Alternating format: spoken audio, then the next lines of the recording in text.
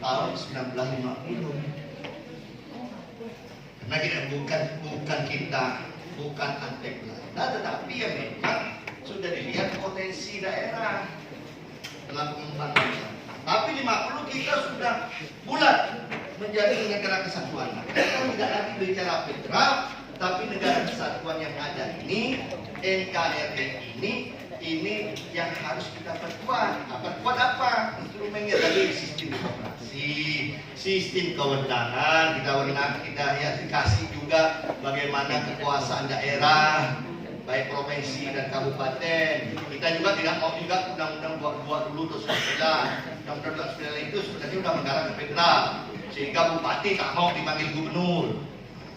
Itu pun salah sebenarnya. Kalau memberikan kewenangan itu seharusnya ada di provinsi. Takut nanti terjadi desentralisasi kalau di provinsi, padahal di kabupaten lebih besar lagi, sehingga ada bakar-bakar perahu dan sebagainya.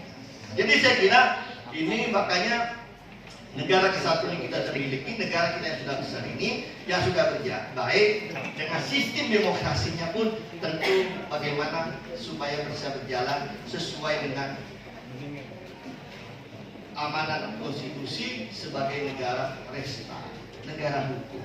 Hukum itu bukan alat kekuasaan, tapi hukum itu adalah bagaimana alat kekuasaan supaya berjalan sesuai dengan sistem yang telah diatur oleh konstitusi.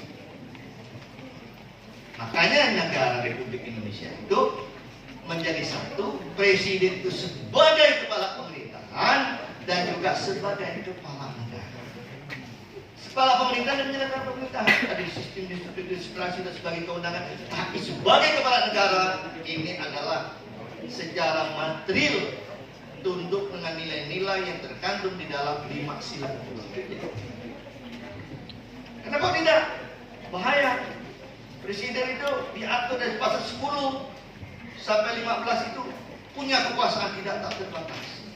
Bisa memberi rehabilitasi, bisa amnesti dan sebagainya, menangkap duta dan konsul, mengangkat panglima. Itu dia sebagai kepala negara.